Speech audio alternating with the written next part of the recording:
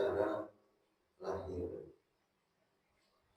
Jadi mulai pembahasan kitab ini dari awal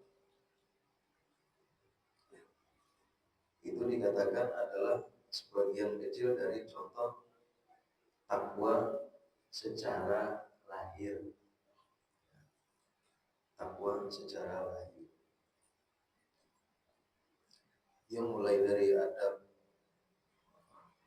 awal pembahasan kita yang telah lalu, adab masuk kamar mandi, adab berwudu, adab di kamar mandi, adab tayamum, adab masuk ke masjid, keluar ke masjid, adab tidur, adab sholat, adab berjamaah, adab puasa, ada juga menjauhi maksiat, menjaga mata, menjaga telinga, menjaga lisan, menjaga perut, dan semuanya itu adalah termasuk daripada contoh takwa secara lahir. Wahya bidayatul hidayah, dan itu semua adalah bidayatul hidayah, permulaan untuk mendapatkan hidayah. Makanya kitab ini dinamai bidayatul hidayah, yaitu permulaan untuk mendapatkan hidayah. Fa'in jarabta, maka apabila engkau ingin menguji dirimu,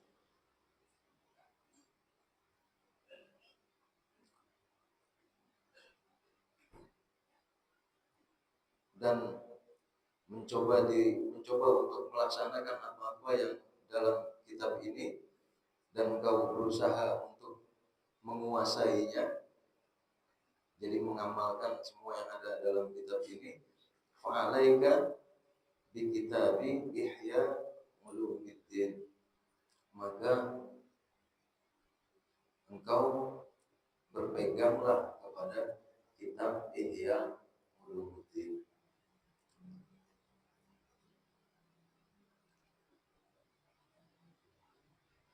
Lita'arifa kaifiyata usul ila batin taqwa, yang mana dalam kitab Ihya Ulumuddin itu dicontohkan, banyak dicontohkan cara untuk takwa secara batin.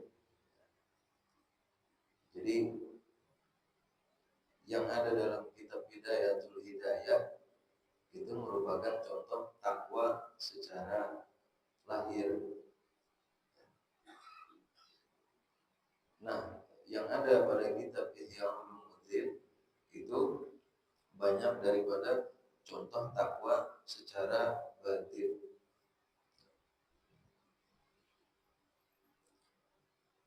Kan definisi takwa yang kita tahu adalah imtithalu awamirillah, melaksanakan apa-apa yang diperintahkan Allah dan meninggalkan apa-apa yang dilarang Allah Subhanahu wa taala. Jadi takwa itu ada takwa secara lahir, ada takwa secara batin.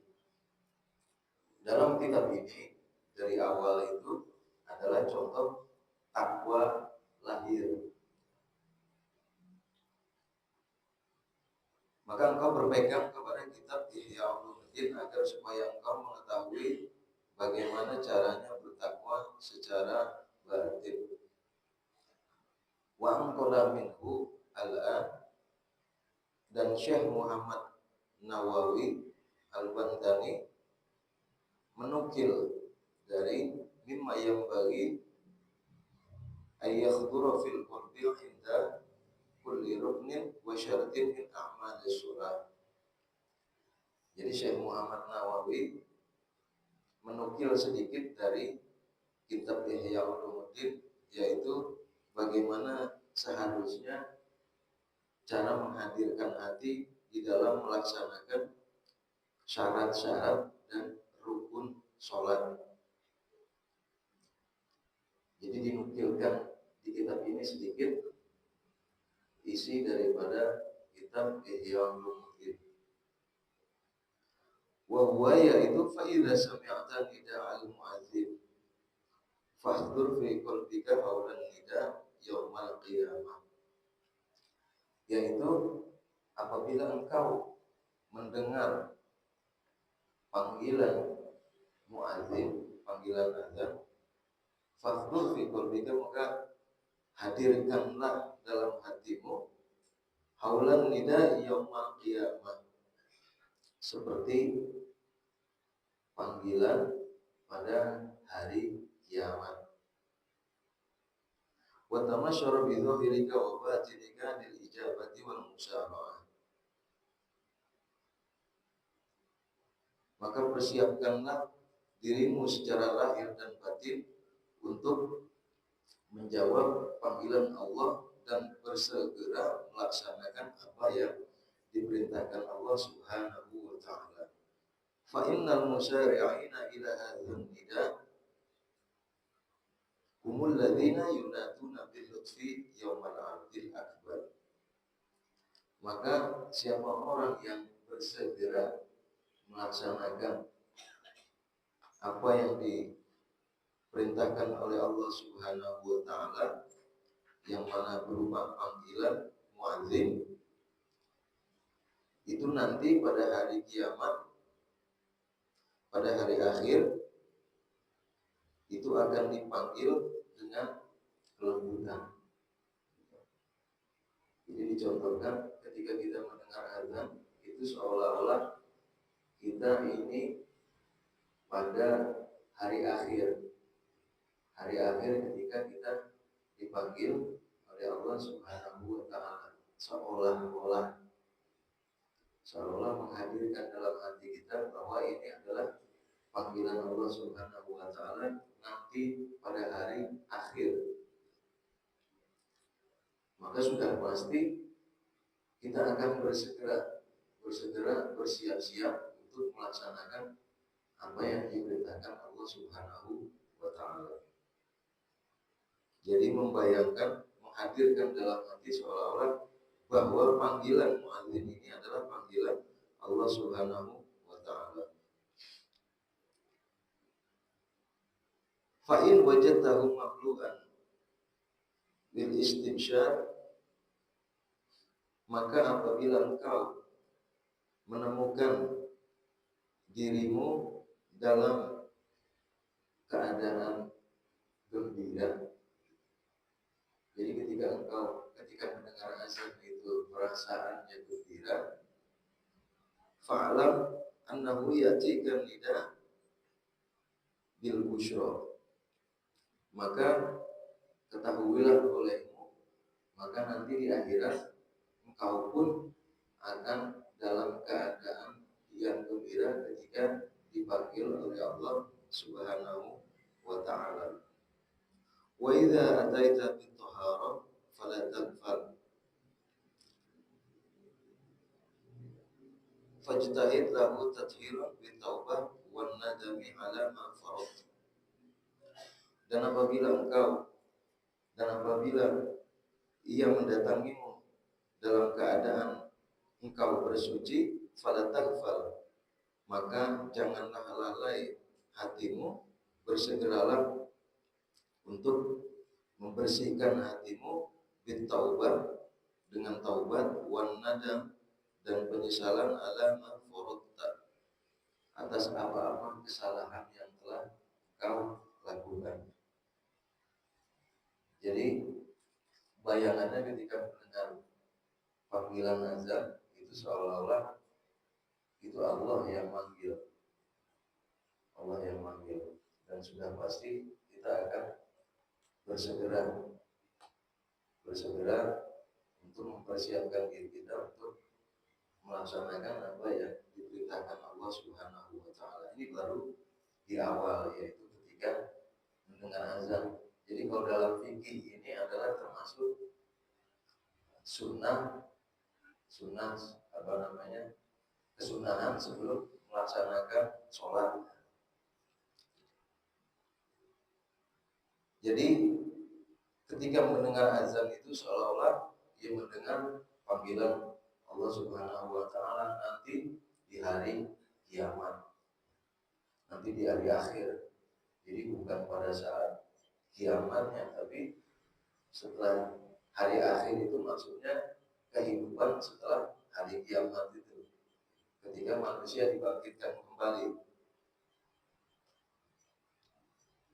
Jadi seolah-olah ketika apabila engkau mendengar azan, mendengar suara azan itu dengan hati yang gembira, maka ketahuilah nanti pun engkau ketika di hari akhir, ketika dipanggil Allah Subhanahu wa taala pun engkau dalam keadaan gembira.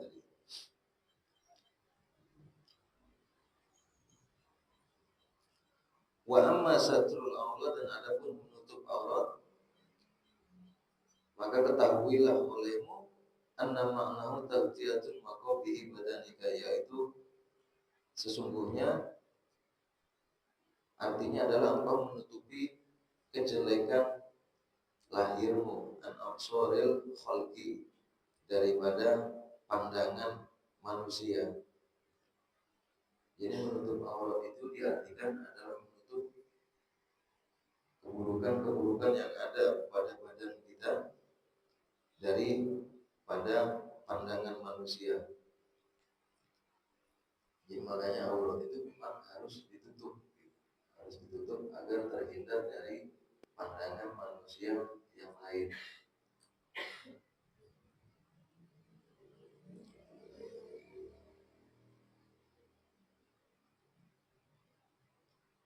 Wa fadailu sarairika fahdur tilkal fadail bibadika wa turibu nafsaka bisatri wa yaqula. Lalu bagaimana engkau menutupi keburukan hatimu? Lalu bagaimana engkau menutupi aibmu dan keburukan yang ada di hatimu? Maka engkau menutupinya bin nadam, dengan penyesalan, wal haya wal khauf, dengan perasaan menyesal dan malu, dan juga takut kepada Allah Subhanahu wa taala. Jadi ada aurat lahir, ada aurat batin. Aurat batin itu ya tadi penyakit-penyakit yang ada pada hati kita. Maka di situ untuk membersihkan kotoran-kotoran yang ada di dalam hati kita itu, di sini yaitu dengan menyesal atas perbuatan ketika kita mengetahui itu adalah satu kesalahan, maka penyesalan, wal haya, dan malu kepada Allah Subhanahu wa taala atas perbuatan yang sudah dilakukan, wal khauf, dan juga takut. Jadi untuk membersihkan penyakit yang ada di hati atau kotoran-kotoran yang ada di hati itu ya tadi dengan menyesal, malu, dan takut.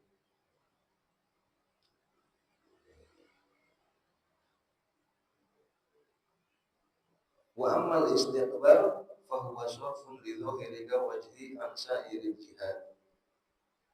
Dan adapun al-istiqbal yaitu menghadap kiblat, yaitu menghadapkan antara lahir kita, badan kita, ansa iril jihati jihati baitillah, yaitu ke arah kiblat, ke arah Baitullah.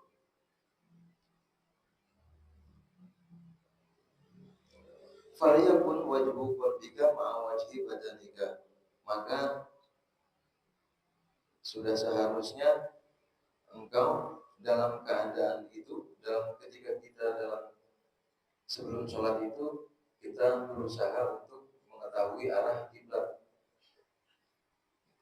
Di sini selain kita menghadapkan badan kita ke arah kiblat, di sini juga harus membersamai antara lahir kita dan juga keadaan hati kita yang juga menghadap tadi ke satu arah tadi.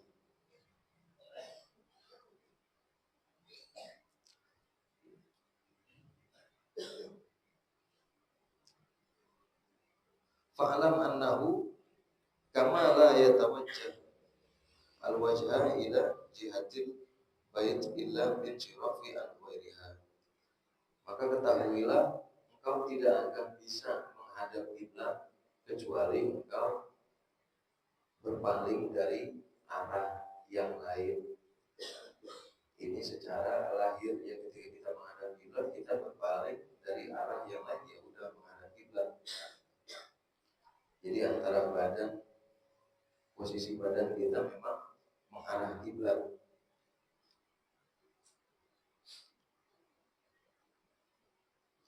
Fala yang soriful qalbu ila Allah Ta'ala illa bitafarruhi amma siwa. Dan juga engkau tidak bisa, hati kita ini tidak bisa menghadap kepada Allah Subhanahu wa Ta'ala kecuali kita mengosongkan amma siwa, dari apa-apa yang selain Allah Subhanahu wa Ta'ala. Ini seperti pembahasan kita yang kemarin. Jadi dalam keadaan sholat itu hati kita kemana-mana. Sebab kita ya tadi belum belajar yang namanya tasawuf, ilmu tasawuf atau ilmu tentang hati.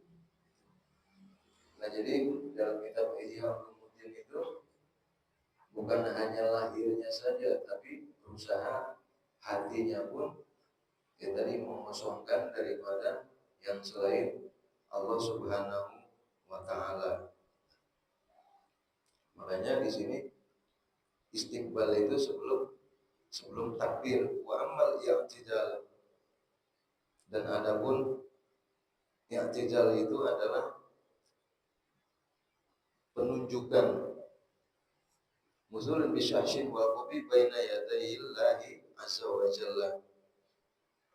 Dan ketika i'tidal, ketika berdiri itu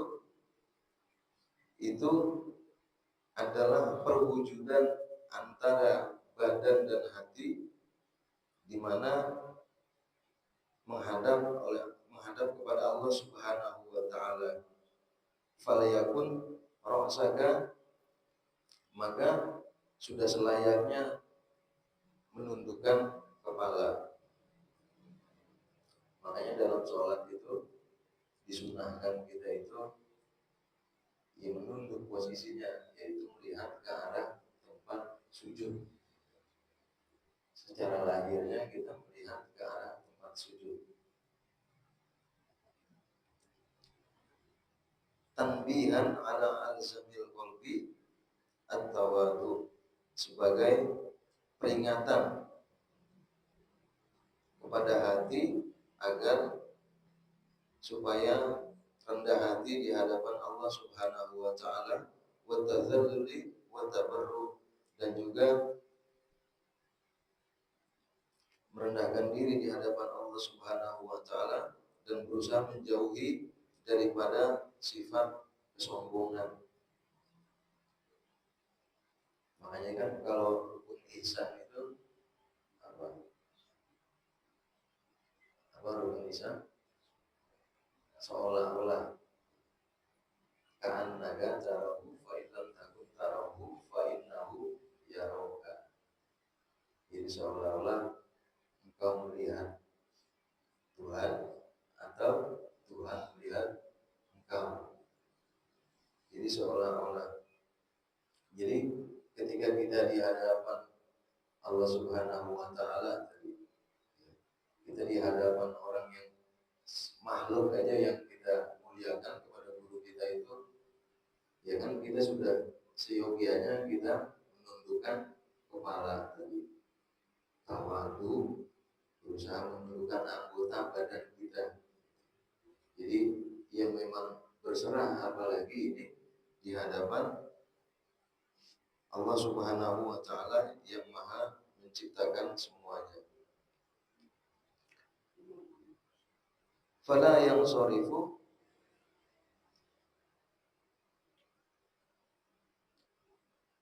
wal yakun ala dzikrika hauna khatarul qiyamah baina yadillahi ta'ala fi haulal qiyamah indal ardi lis-su'al. Dan ingatlah dalam keadaan itu, ingatlah keadaan pada saat kita di hadapan Allah Subhanahu wa taala dan ditanyakan tentang apa yang sudah kita lakukan selama kita hidup di dunia dan dimintai pertanggungjawaban. Itu keadaannya seperti apa? Jadi nanti kita itu dipanggil masing-masing ya, orang per orang itu ya akan nanti ditanyakan umur kita dihabiskan untuk apa. Jadi banyak sekali pertanyaan, ya utamanya dimintai pertanggungjawaban. Nah, dalam keadaan yang seperti itu, ya sudah sejatinya kita ya merasa tunduk dan takut kepada Allah Subhanahu wa taala. Wa amman niyat, dan adapun niat ala ijabatillahi fi imtithali awamirihi bis-shalah, dan adapun niat itu berusaha untuk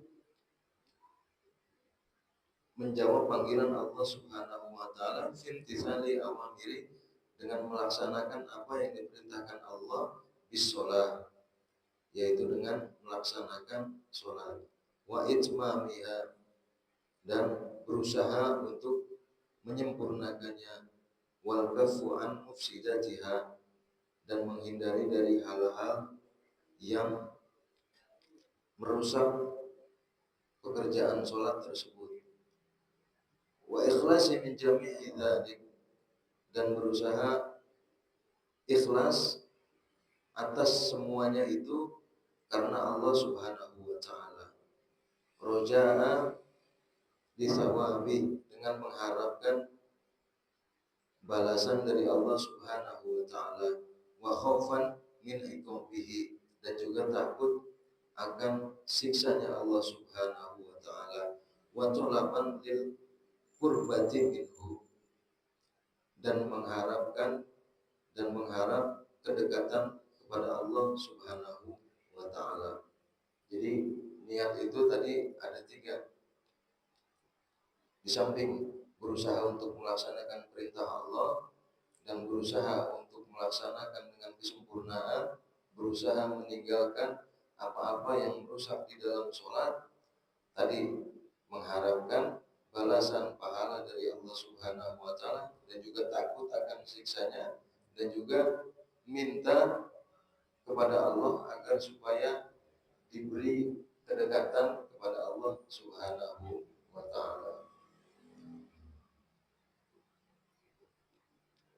Jadi itu ada beberapa hal yang dinukil dari kitab Ihya Ulumuddin. Kurang lebihnya mohon dimaafkan. Wassalamualaikum warahmatullahi wabarakatuh.